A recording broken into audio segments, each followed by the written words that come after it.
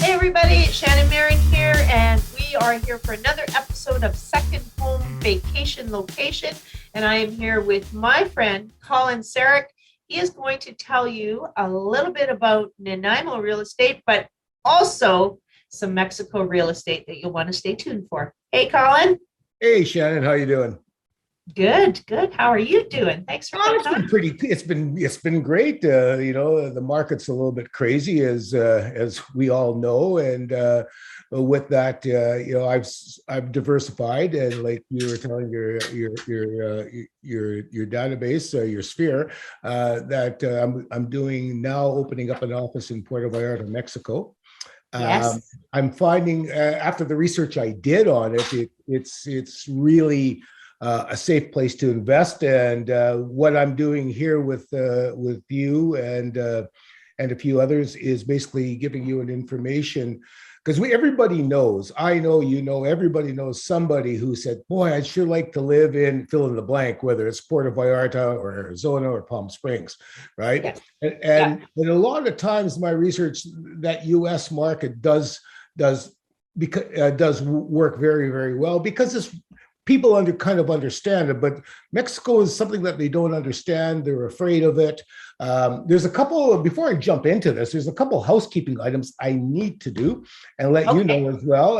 This is going out for your sphere as well to anybody who's watching this. I'm Okay. not here to solicit you.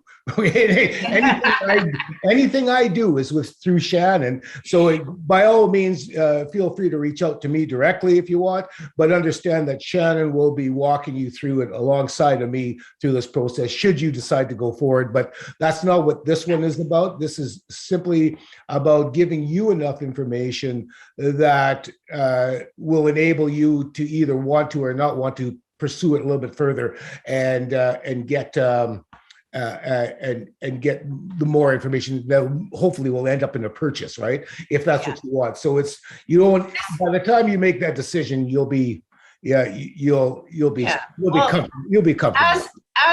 as of today, Colin is quite a bit further ahead in the process of selling Mexico real estate, which is I'm trailing behind him on that, but he's done more of the research, so that's why he's here. He's going to I do fill. all the heavy lifting. Shannon gets Yeah, bored. yeah, that's right. That's so, right. uh, so So, you guys ready to jump into this? Let's. I'm just going to share a screen here. Tell me what you see, Shannon. Are you seeing this?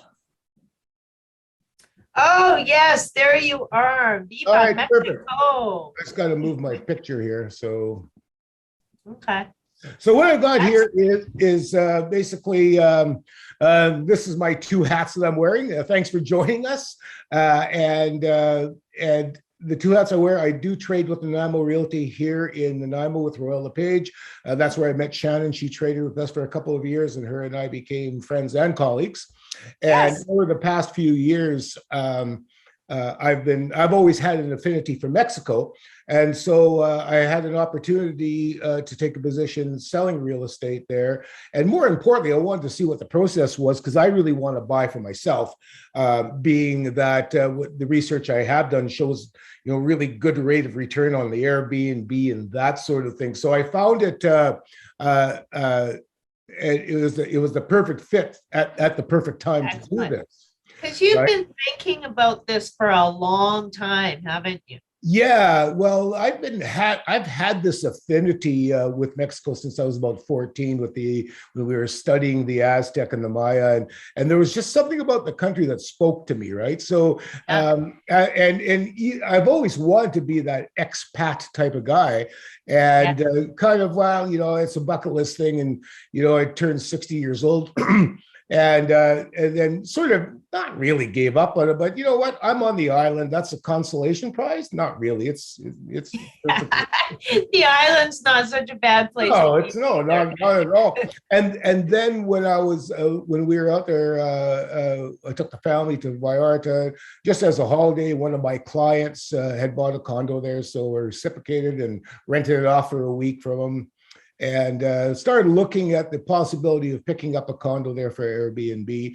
I have one here, so it was kind of like, I guess, Shannon, what we're doing is getting on the Snowbird Express, sort of Yep. sliding, getting ready, prepping for the next 10 years when finally you don't have to work. So Well, this as is a the thing. result, go ahead. Sorry, let me just say for anybody watching out there, this is the thing that COVID taught us is we learn to work remotely, we learn to work from home.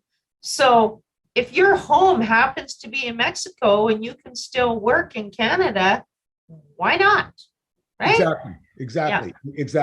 And it has to be fluid. And I found that all those, it was checking off all the boxes quite alarmingly. So there wasn't any downside to what I was looking at, no matter how much I tried, right? Even said to my wife, "Give me the downside, please." And she goes, "There isn't any, right? Let's go." So give it a shot. So where's my next page here? There we go.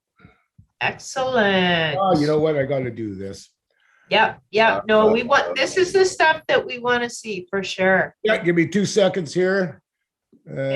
Something happened here that of course, technology, it's been working great up until now. Yeah. No, that's okay.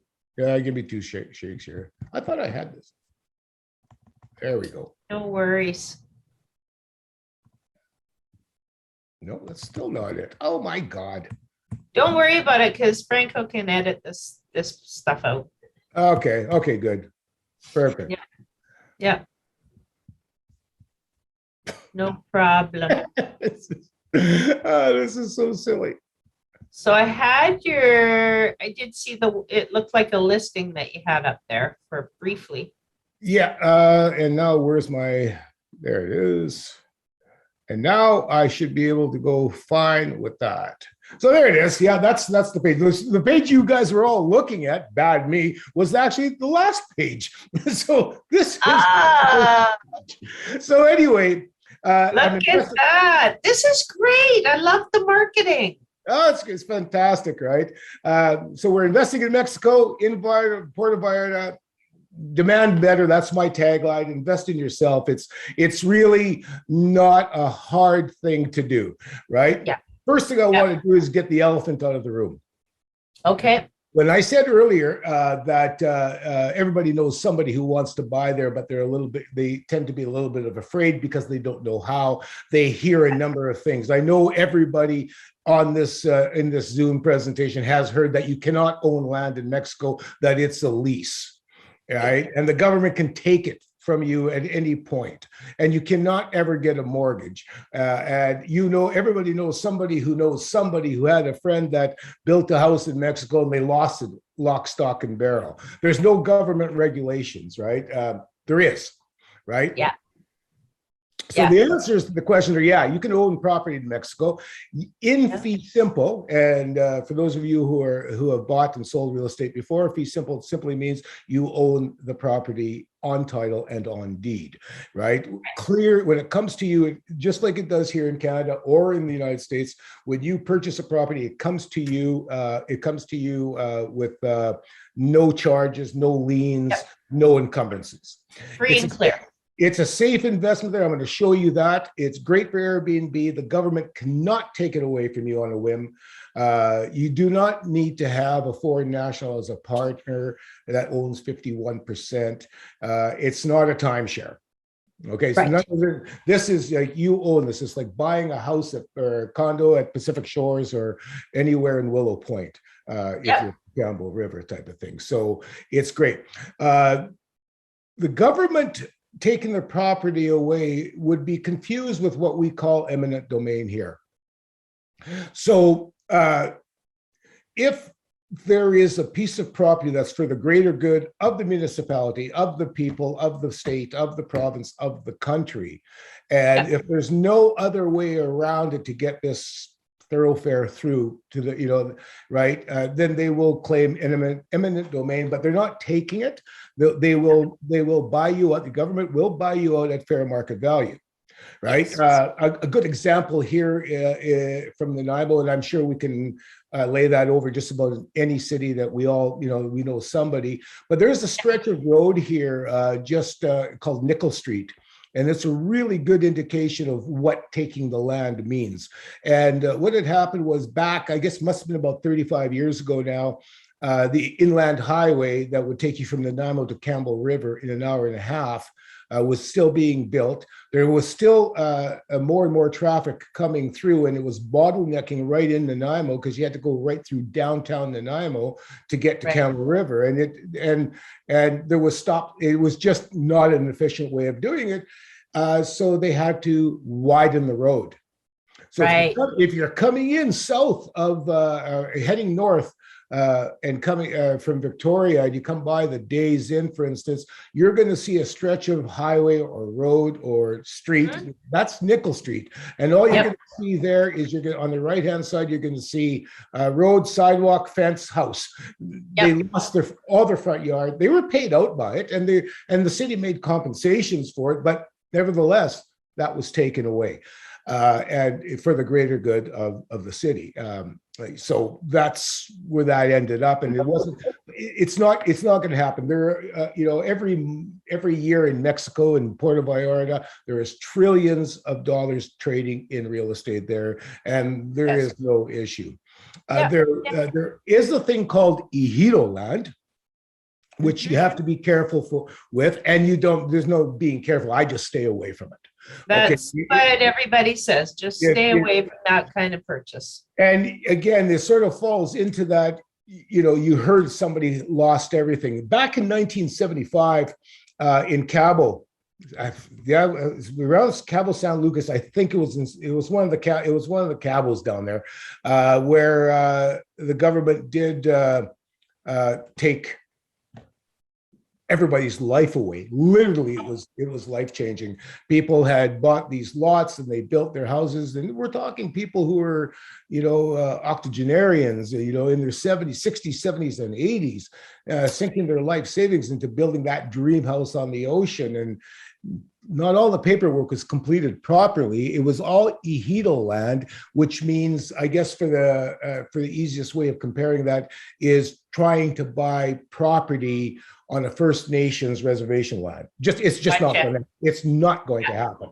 Right? Gotcha. But the paperwork said that they owned it, and in fact, they did not. People will tell you anything as long as you're handing them money, and that's no different in Mexico. The ejido land, after the Spanish Revolution, the government gave all the campesinos and the farmers and the peasants who had lost everything in that occupation. The government gave them hectares and hectares of land, again, kind of like the whole Homesteading Act here. And but what they could not do with it was to sell it just to anybody. They could sell it within their own collective commune. They could sell it to their parents and relatives and kids and second and third and fourth relations removed. But they could not just sell it to somebody, although somebody would ultimately, the story I like to believe is some guy came up and said, "Hey, Shannon, I'll give you $500,000 for this piece of property." And Shannon goes, "Sure." And that's the end of it. And that was it. 20 years later, the guy's enjoying a martini on his deck, and the government comes and starts taking the house away. Wow. It happens. So you know what? If it's ejido land, just let them deal with it. And it's because it will go generations. Like everybody would have to come together, and I mean extended family, and sign off on it. And it's just, you're not going to be able to find you're going to miss somebody in there. So for those watching, what you're saying is the best thing to do is to make sure that you have your title and have your lawyer or your notary checking out your title for you. Exactly. And and now that falls into the next thing. Is there any government oversight, or is it the Wild West? Well, there is government oversight, and you'll find that the real estate brokerages in Puerto Vallarta, and I can probably safely assume in Mexico, the big ones, the ones who have global reach, it'll be Coldwell Banker, Century 21, Remax, Keller Williams, anybody who plays in that global world. right, will be MP recognized, much as we are here in Canada, recognized by CREA, which is the Canadian Real Estate Association, or the United States with the National Association of Realtors. Yeah, right. And so with that type of recognition, you will are guaranteed to get a real title, clear and free of any encumbrances. Nothing. It's the same thing that we do here as what I'm doing there. Yeah, right? same processes, same level of researching and all of that kind of stuff. Same level of assurance for people. Same level of frustration and pinch points in the stress part of buying and selling, right? So why Puerto Vallarta? Why with me? Take you through the purchase process, and if you guys are ready, let's continue right on. Yeah. So why Puerto Vallarta? My opinion. I mean, I've traveled very, very extensively in the country, backpacking. I've got like 20,000 kilometers under my feet. I was actually married to the country for a short time, and I still love the country after that. Sorry. What's not to love, right? Yeah, exactly. What's really cool about Puerto Vallarta is that the reason I picked that is because less hassle, very efficient. You can fly directly from Comox, from the island, to Puerto Vallarta seasonally, and from Victoria directly to Puerto Vallarta without having access. Yeah, it's very good access, and you don't have to stop in Calgary or through the States or anything. Through Nanaimo, you can fly. You will connect in Calgary, but from Calgary, it's direct. And again, Calgary, Edmonton, Abbotsford, Kelowna, you can fly direct without having to stop by. It's also 3.5 hours to the center of Guadalajara. So if you want the ultimate expat place. If you want to take Canada to Mexico, you can have that with palm trees. It becomes like with that type of yes. So more inland rather than coast. Well, no.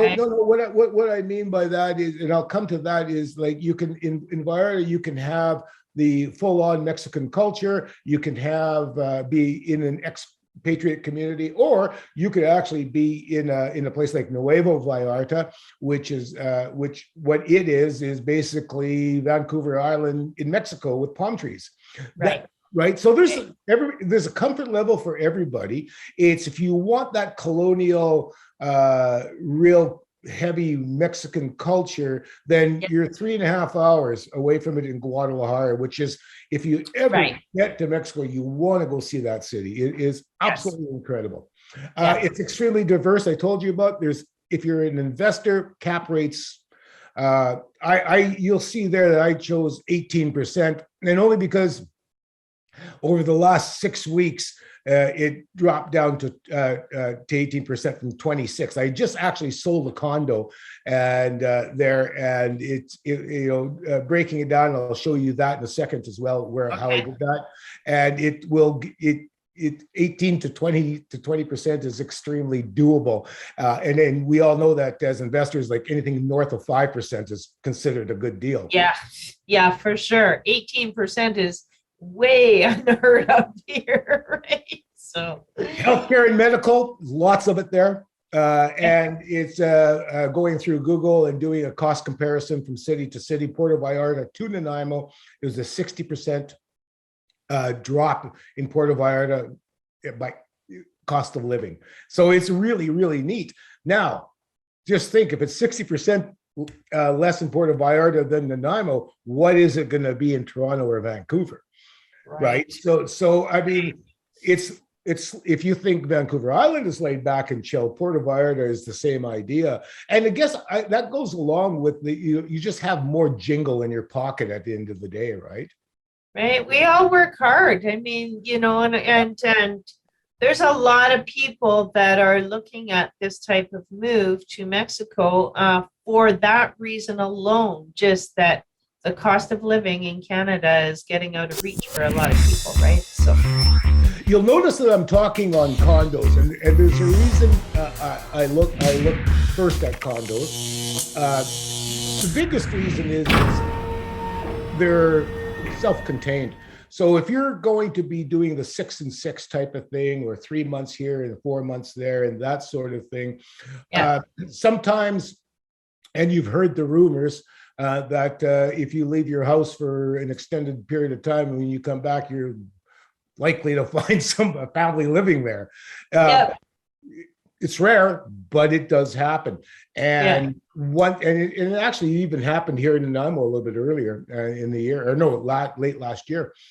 It does happen, but in Mexico, it's real difficult to remove those people, right? So if you're going to do 6 and 6, and do it as an investment until you're going to be retired there full on, then condos, I like them because it's one of those turnkey operations. You close the door, you walk away.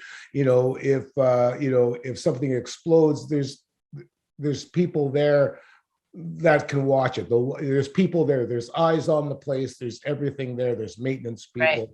No, and there's a lot of times, more often than not, there's the concierge services in each condominium as well. And the condos largely are gated if they're townhouses. So there's just a certain amount of comfort that goes with that. So if you look at this graph, you're looking at new construction versus already standing, right? And you're looking at a 44% increase in existing over the last 5 years, and a whopping 54% in pre-con, right? In progress, right?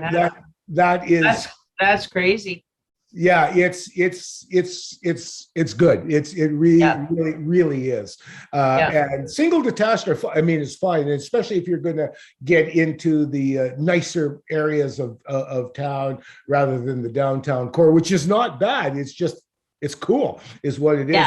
There's a lot more people in there, so I like the condos, but it doesn't detract from single detached at all. It's just that you want to, if you go single detached, what you're going to want to do is get a concierge service, and that's pretty handy. That's real handy because that's about $100 a month US. And if you're doing the Airbnb, or you want somebody to go in and turn the lights on and off, that's what they do. In our case, when we went, at the door, we had John, I forget which concierge service it was. He met us at the door. He opened it up for us. He showed us the ins and outs of the place, how to work the stereo, how to work Wi-Fi, all of that stuff. And then checked in on us, and then arranged for the cleaners to come in. And it was because the guy who owned it lives in Nanu's Bay. Right. So he couldn't be there to do that for me. And he hires a guy. So it works out pretty good. That's excellent. That's great. Yeah. It's like I say, this whole thing is like, is to leave you with any preconceived fears that you may have, because everything can be done and will be done the way, however you want to see it. To provide good service for the people that are staying there and everything, like they won't have anything to worry about, and the investment's taken care of. Exactly. So why me?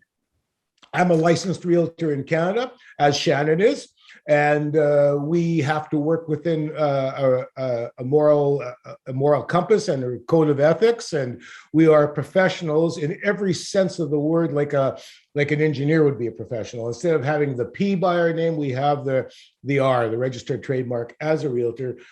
Shannon and I are not real estate advisors, nor are we real estate salespeople. We are realtors. Big difference. You don't have to have a license in Mexico to sell real estate. You can sell real estate, right? And with that, there may or may not be a moral compass, or there may not be adhering to the code of ethics. That is because anything that we do here with these numbers can be life altering if it goes sideways, right? So, so going into Mexico, any client that comes to me, I treat them the same as I am here. I'm looking after their best interest, like Shannon looks after your best interests, right? So that's what we do, and we work to rule with AMPI because we become part of that network of the Real Estate Association. I also, like I said, I know the country extensively, right? I own and I've traveled it, and I know the culture, and it can be frustrating at times, but I still love it. It's okay. I'm also a one-stop shop. So I work with people in this because like Shannon or like anybody who's licensed who has clients that would be interested in that and not knowing how to do it, right? Yeah. You can lean on me. If you need to sell your house in Campbell River or Collingwood, Ontario, I have got realtor partners in those places that I would refer you off to. Now, one thing I do not do is refer anybody off. What I will do is give you, let's use Shannon as an example. I'll take you as a client, refer you to Shannon, right? But I will walk the walk with you, right? So what you'll have is you'll have yourself, Shannon, and myself making sure that your deal in Campbell River or your deal in Collingwood, Ontario, or Puerto Vallarta or Mexico City is going to go smoothly. You'll have two people having your back. Yeah. So and that's exactly how I deal with people. If we need people in other locations as well, I still remain a part of it. So absolutely, it's not just here's the name and number, thanks, good luck. It's like so that's why me. And besides that, my mom says I'm a real handsome guy. Yeah. Oh, you are, my friend. You are.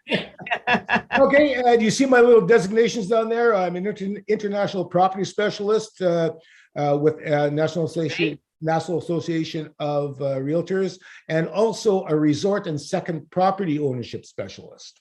That is great.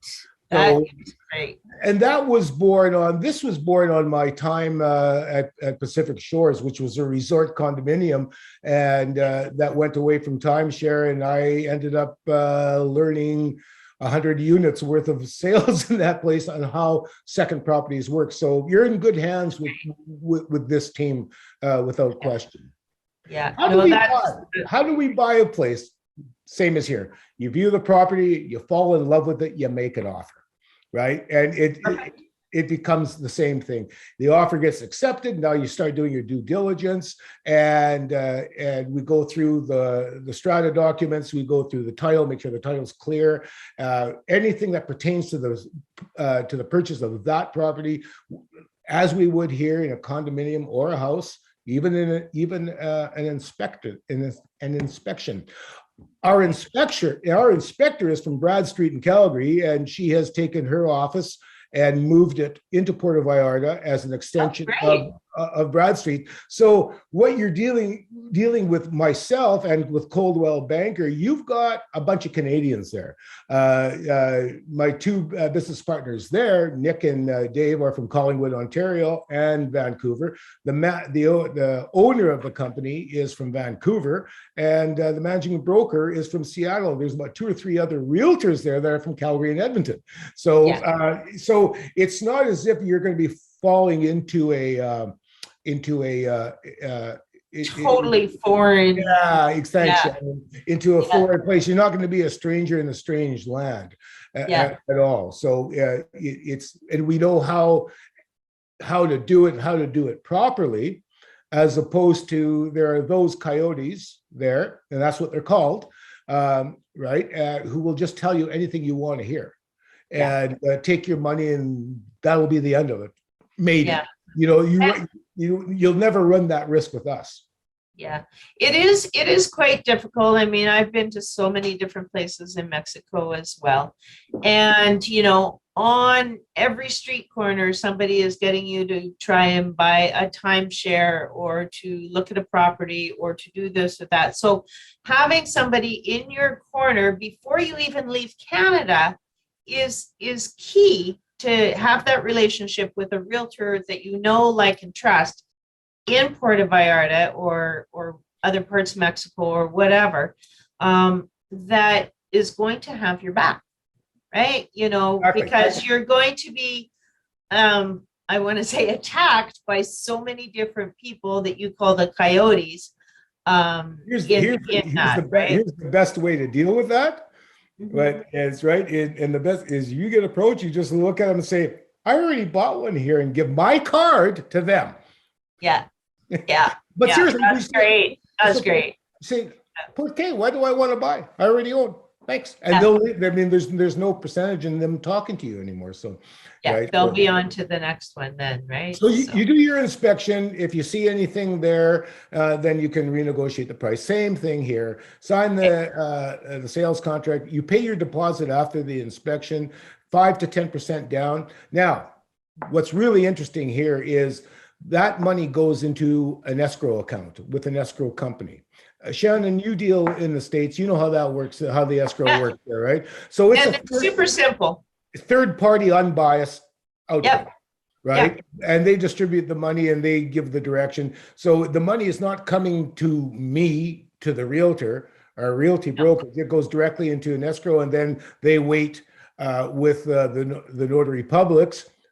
The notary publics have the power. Do not get a real estate agent. A real estate agent there is what we call a conveyancer here. The notary, the notaria is the power. They have and all. They have to. They are a government appointed position. So a notary over even a lawyer there, right? Without question, you have to have that notary because they have to really make sure what it is that you're buying or selling for that matter. So the notary makes sure the title's split, make sure there's no liens, make sure that what we're doing is entering it. And that's it's not two lawyers, which is kind of interesting. It's not my lawyer and your lawyer. What it is the notary who looks at both sides, and they're protecting both sides. Yeah. Right. Yeah. So they're looking at the whole deal overall and looking for anything that might not be how it should be, and making sure the deal is proper. What's also really interesting that's not in this presentation, but I thought I'd want to share it, is and anybody who's a realtor in this meeting is going to really appreciate this, is that there's no lock boxes in Mexico or in Vallarta. There's just none. Yeah, that's interesting. So tell me about that. Well, what happens? It's great. Mandated. You are mandated. If you are the listing realtor, you are mandated to be at the showing. You cannot not be there, right? Because why? You've got all the answers to the questions. Right. You can ask the question. You can ask the question to that realtor, and a lot of times the seller himself may be there. They will answer your questions, and truthfully. Yeah. So I really like that because it's like what about this? And the answer is right there, rather than me having to say, let me get a hold of them and I'll find out. Right. Yeah. The answer is right there. Then we can keep notes and make sure that's if you look on the right-hand side of your screen here, at least it's on my right-hand side. Yep. You're going to see this little term here called fideicomiso. What is that? Well, again, going back to that first page elephant in the room, after the Spanish Revolution, after they threw Mexico threw Spain out, they had written their constitution in such a way that would allow absolutely no foreign investors in what they call the restricted zone. Right? Yes. Absolutely not. Right. And and then to do the rest of it, you had to be married or have a partner at 51%. About 1970, and I thought it was earlier than that, but it was about 1970. The Mexican government went, "Oh, we should have. We didn't think about this properly. We actually need the foreign investment." Well, you can't just change a constitution. Like I don't know my way around that, but from everything that I've seen and heard with what's happening in everybody's country, you just can't just say, "Okay, we're going to change this now." It doesn't work. So what the Mexican government had to do was they created their own workaround to allow you to buy in the restricted zone. The restricted zone, what they consider restricted zone, is anything within 50 kilometers of the coastline or within 100 kilometers of an international border, United States. What would be the fideicomiso just translates it just literally into trust, So basically, it's held in trust in your name. So think glass of water. The glass is the trust. The water is yours. You can do whatever you want with it. You can mix it. You can sell it. You can paint it. You can knock it over. You can rent it. It is yours, right? And it's in order to maintain the trust, there is maintenance. It's about $500 a year. Mm-hmm. And yeah, it's Okay. about $500 a year to do that. But that's just in that restricted zone. If you decide to come into, I'm not quite sure if San Sebastian is far enough away, but let's call Guadalajara, which is about three, or Tepic even, would be good. It's just a standard transaction, right? And you get the title. It's clear and free. It goes into their version of a land trust. Just a normal transaction. Yeah, basically just normal transaction. Yeah. So it also needs to be renewed every 50 years. This is where people get the idea that it's just a lease. It's not a lease. It is, you own it. It's just being held in your name for you. Right. It's just going to be over here. And nobody can do anything with it. It's held in trust in your name. So if the bank were to ever fail, and it's going to be somebody like HSBC or Santander or somebody to that effect. It will be a global chartered bank. So the fideicomiso is held, just for clarity here, is held by a major bank. Yes, but it's in your name, right? It's not. We're just holding it for you, is what we're doing. So. And so what will happen is if you want to sell your house, if we decide to go and buy a place, and one of the first questions I'm going to ask, or what Shannon will ask, will be, what's left on the fideicomiso? Because it doesn't just start from zero. So if the house we're looking at or the condo we're looking at has 30 years left, then in 30 years, you will have to renew it. Right. So you just pick up where it left off. It doesn't start from scratch again. So, I mean, not, even most of these condos, are 10 years old or 14 years old, right? So, so that's not an issue. A lot of them are brand new and they haven't even started it yet. So you're not going to be looking at a 25-year lease or, it's not a lease. It's just, you have to renew it for whatever reason. Cash grab. No, right? It is once, I've read a lot about it and stuff too. And it is pretty straightforward, right? Once you know the process, it's not a lot different than how we operate here or in the US. No, it's not. The only thing that I would say that's different about it is the phrase "patience is a virtue." Yes. You cannot take that with a grain of salt. It's Mexico,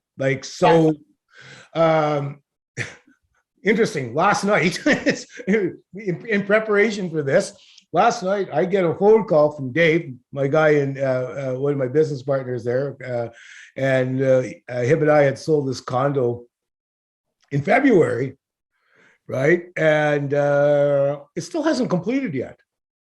Wow. And what we found out was it's minimum now 90 days to 120 for completion. Right. Oh, wow. Hey. And so this house we bought in February not going to complete now until June 20th. Well, for the average buyer here, and this guy's no different, he's bouncing up and down. He's like so worried that he's going to lose. But it's just Mexico. Even this morning at our weekly sales meeting, I asked the question. They said, it's what's happening. There's just no staff. We've heard that before. And, once the pandemic hit, they laid off everybody, and those people went off and did something else. And so they're coming back. So they're overwhelmed with people and everything. Well, we've seen it here. It's a worldwide problem, not just a Mexico problem. Exactly. And so the question I asked this morning is, because typically the closing completion is 45 days out, 30 to 45, which is a normal thing, right? Yep. And suddenly it just isn't, and for whatever reason, right? It just isn't, and it's become an out. My question to Brock was, so is it better than just to go and ask for 120 days completion? Well, no, because the seller goes, well, I'm not going to wait 120 days. Yeah. and yet here we are. Right. Yeah. So he wants to know that you're going to complete as soon as possible, if possible. Yeah, exactly. And there's no, we can't even move it up. And we tried on this one, let's just move it up. We can't move it up, right? Because we're too backed up to move it up. Right? You're backed up. You're not going anywhere. Exactly. So once we can do that, that's the only thing I want to lay out for you. So just you don't need to freak out. So people should be getting a hold of you sooner than later. Absolutely. That's what it's coming down to. Interesting thing about closing costs, that's the most expensive thing. What's our closing costs here in Canada? 1.5% to 2.5%? Yeah, 1% up to 200,000, and a few thousand bucks on the rest, right? You're looking at between 4% and 6%. Closing is expensive. Yeah. Okay. So, but yeah, that's just what it is. However, the offset on that is property taxes for a 3-bedroom, 2.5 bath looking at the ocean is about $250 a year. That's what I'm looking forward to. Yeah. Insurance and taxes are just the same as we would here. I can't speak to what insurance is going to cost you or what the taxes are going to be. I will defer you to an accountant, just like I would here, right? Yep. But it's, again, looking at it, it's not a big deal. The cool thing is you don't have to worry about fire insurance. 95% of everything here is built out of stone, so it's not going to burn, right? Yep. But you're going to want insurance and for damage in earthquake and water and liability. Yeah, of course. Are you seeing this page here? A conservative yes. example. Now, I'll show you. And Shan, did I send you this app? I thought I might have. Maybe if I don't, I'll send it to you. Because, which app? Well, it's I forget what it's called now. It's what it is how we calculate net operating income. Oh yeah. I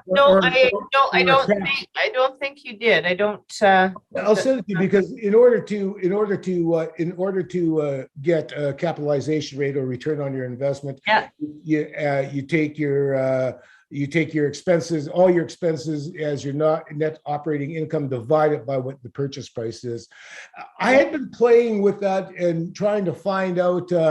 Because I like to do stuff by myself without taking any advice from anybody, pardon me. But how to make that into for a single detached first-time buyer? Because what I like to work with first-time buyers, and I would rather sell them a $750,000 house here with a suite in it versus a $400,000 townhouse. It's going to be cheaper to have that. So can you do that? And lo and behold, I was looking all over the place and I found a company online that does capitalization rates on everything. Even a boat, I think. Yeah, it's kind of neat. So anyway, I took an arbitrary, these numbers are fairly arbitrary. That purchase price of $300,000 is arbitrary. The next two, when you see the listings I put on this, they're going to be higher. But this is going to be a sort of a kind of a middle type of thing. So you can sort of see where it's going to go on either side. Right. Also, because mortgages are not what you want to do in Mexico. They just aren't. The best you can do is a 60% loan to value, which means you're going to come up with 40% down. The best interest rate you're going to get is somewhere between 9 and 12. Right.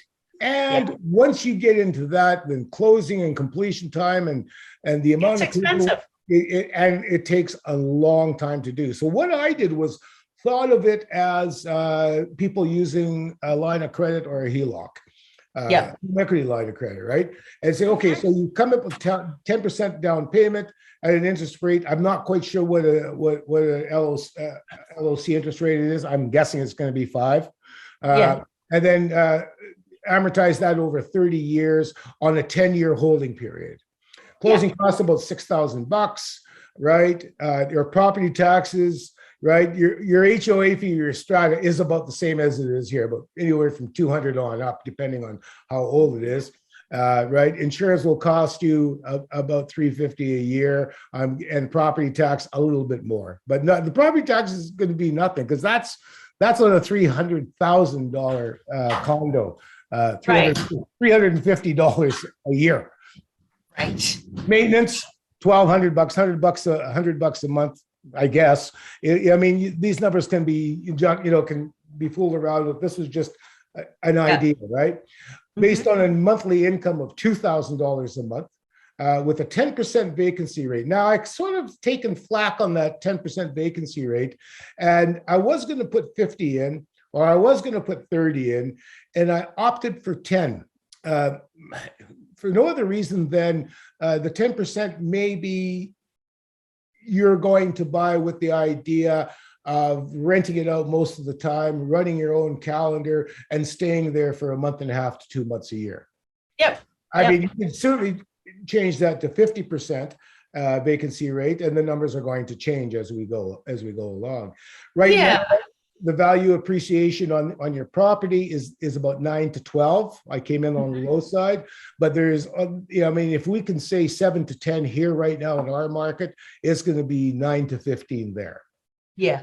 So again, that number can change, and of course, your holding length is in 10 years because you're going to move it out and or pass the torch, as so many people do at a certain age, and you'll be looking at 10% to sell it too. So. Yeah. No, the numbers totally work for the investment.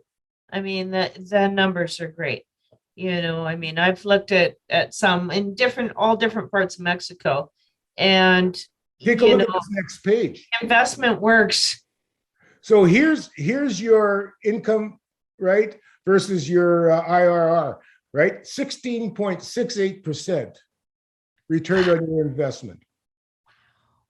I mean, when I was doing Pacific Shores, and I was doing with Sunrise Ridge, I was presenting in Richmond to an Asian real estate firm, and I had asked the question, so for your investors, what are you getting for cap rates? And they said, we're really happy if we can get 3. Right? Wow. This is 16, right? Yeah. And I'm being conservative at that too. I mean, my condo here is, and the people I sold to are realizing 12, right, on their Airbnb investment. Yeah. So, and that's at 50% vacancy rate, which is never going to happen. No, it's not. Like, people are going to Mexico for longer terms now. A lot of people are moving their work to Mexico, so where they're going there, they're bringing their families there, and they're doing the year-round living. So if you had a place that you just want to rent out for 12 months out of the year, I think that it's doable in a lot of areas. Yep, by all means, means. And the cool thing is, I've spent enough time in Puerto Vallarta over the years, and more importantly, over the last 8 months, because I've been there probably 7 times. Good. So I'm good. I know the areas are. I know the areas that you want to be in, just as I do with Nanaimo. I know I've got the areas that the visionaries will want, because I can see it, and right. I've got the areas that we don't want that. We want to be nice, right? Yeah. So I can take care of you down there. What kind of money, what kind of property can you get with your money? This one turned out pretty cool. Look at this. Okay, it's 5,000 square feet of house, 4 bedrooms, 4 baths, swimming pool, 2 garages. And what's really interesting, if you look down here at the bottom line, original listing price was $498. Now it's $548. Right? Wow. This is in Tampico, Casa de la Vista in Vallarta. It's it's about halfway gentrified already. This is the sort of place you can get, but this is, again, no way you could buy this house for $500,000 here. You can't buy it. You cannot buy it on the island anywhere. I mean, you can't even on the least expensive part of Vancouver Island could you find a house like this. Like, you can't even live in Gold River and have a house like this for $500. Yeah. Right? And yet you get to live in Mexico at this price point. This is exactly why I'm doing this, and it sort of was born of that. I like working with first-time buyers, and my son My son is, he's squirreled away in RDSPs and RSPs. He's got about 50, 60 grand in there, and he can't afford to buy anything. Yeah. I said, Tris, I said, why don't you think about buying in Puerto Vallarta or Mazatlán? Because there's no hard and fast rules saying that you have to own your house in your neighborhood, right? Yeah. So what you can do is you can buy this place, you can go live there. It's only a 4-hour trip, and you can Yep. fly from Victoria for $250, right? Like Yeah. it's cheaper to fly to Puerto Vallarta from Victoria than it is to Edmonton, right? Well, think about the time though. Think about if you were in Port Hardy and driving to Victoria, which people do all the time here on the island, you can make the trip out of Nanaimo or Comox or Victoria Yep, and be in Mexico in the same amount of time, absolutely. right? Yeah, absolutely. Yeah. Yeah, it's so it's even, Lucia and I, my wife and I were discussing, you know what? It's about the same. Well, it's within about an hour and a half for her son to walk on the ferry to get here to see us. Yeah. It's about an hour and a half less than for him to fly to Puerto Vallarta, get in an Uber, and come to our condo. Right? Yeah, it's just.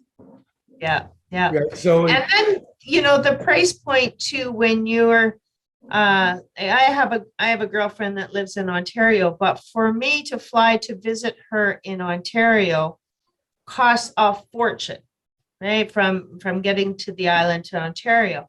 So we have always met up in Mexico, right? So because it's cheaper to get off the island and go to Mexico than it is to go across Canada. and I guess it's fairly cheap to come out of Toronto to go to Puerto Vallarta too. Right? Yeah, it is. It is. So, so if anybody's worried about the travel cost to get there, and you relate it back to living on the island and wanting to travel even to, Calgary or to Vancouver or whatever, it's a lot cheaper. Yep. Here's the condo I chose. I was talking about, like, I know the neighborhoods, and I picked this one particularly for the area, not the price, but it's still close enough. This is, is 3 beds, 2.5 baths, like I was talking about, 2,500 square feet. It's in the Versailles neighborhood. Versailles is a really cool neighborhood. It is now becoming quite gentrified. There is so many gastronomic places to eat, authentic Mexican, authentic Italian, Greek, pick something, and they're high-end restaurants, right? And everything in between that. Tristan and Alex at Christmas time, we didn't get a chance to go to, but he said they found the best hamburgers that they've ever had in their life. Now, Mexico isn't known for their hamburgers, right? Or their pizza. Right. We found that as well. And so I love this neighborhood. It's literally across the way from the places. The mall is called Plaza de Caracol, which is where the anchor store is, the grocery store, the Soriana. Think it Walmart superstore type of thing, right? Yes. It's 5 minutes Uber to the Malecon, which is where you want to be, and then 10 minutes by Uber to the Romantic Zone, which is the real artsy, funky area. Think Davie Street in Vancouver, only way more fun. Yeah. And noisy. You don't want to buy there unless I couldn't stay. I loved it. If I was 20 years old, that's where I'd be. But it's just too noisy. It's like they start at 6 o'clock with the nightclubs, and there's 8 of them right next to each other. And they don't stop the music till 6 o'clock the next morning, about the same time that the garbage trucks and the dogs start barking. Yeah, but that is for somebody. So I say it with a smile on my face because, it was a hoot, right? It's very, very colorful, and it's the vibe. Colorful. That's a good Very. word. Yeah. Basically, everybody, that's my presentation. As you'll see, these two pictures, the one on your right-hand side of the screen, you will see as of October 1st, you will see my smiling face at Departure Lounge in Comox and in the Arrivals Lounge. So if you need my contact information, you can phone me directly in Canada. That number will answer. Or everybody in Mexico likes to use WhatsApp. Easy thing to do, and you're going to be looked after. There's no two ways about it. If you have any questions, run them through Shannon. Like I say, Shannon and I will be working with you if you decide that you want to do it. And make no mistake about it, Shannon will be cut in for this because her and I work together. That's what We're we a do. team. So, yeah, so that's it's there's going to be nothing surreptitious with me at all. Yeah. You will get looked after. If you, I will be there tentatively. I'm scheduled to be there. I want to say around the 27th to 30th of October because I kind of want to be there for the Day of Dead. That's okay. November 2nd, but it'll be definitely November unless something pops up that I need to go. Like for instance, you know what? We're going to be there in August. Can you come and meet us? I'll see you there. I'll just get on a plane and come out, right? It's just a quick plane ride. That's all it is. It is what it is. So if you got any questions, feel free to reach out to me. My email is there. My phone number is there. That's awesome, Colin. I can't wait. I can't wait. I know I will see you on the island before that, but I will be seeing you down in Mexico probably in January, and we can do some business together there then as well. But, you know, I think the really great thing about Colin, for everybody watching here, is that he really does have your back. He has the training in all the certified international property specialist stuff. It's not just somebody that, you know, dropped to Mexico and started selling off the street.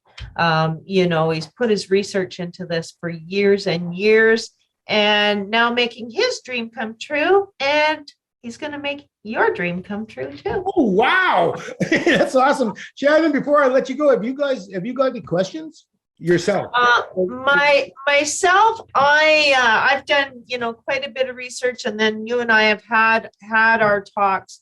I think that, you know, when it comes into the buying and selling, you know, and I mean, you can only elaborate so much until you get into it, but the actual fideicomiso and all of that kind of stuff, I mean, that's basically pointing somebody in the right direction with the notary and all of that kind of stuff. We walk you through it.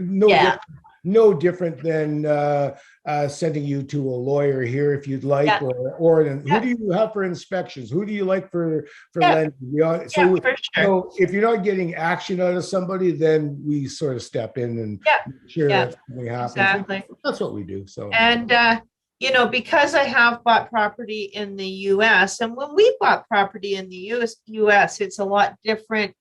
It's different, but the same as in Canada. I mean, you find the house that you love and you make an offer and all of that kind of stuff. But when they started talking title companies and escrow and taking our fingerprints and all of this stuff that we don't do here in Canada, it is a little bit of the fear of the unknown. But in the end, once we got through it, we're like, okay, well, that was really simple.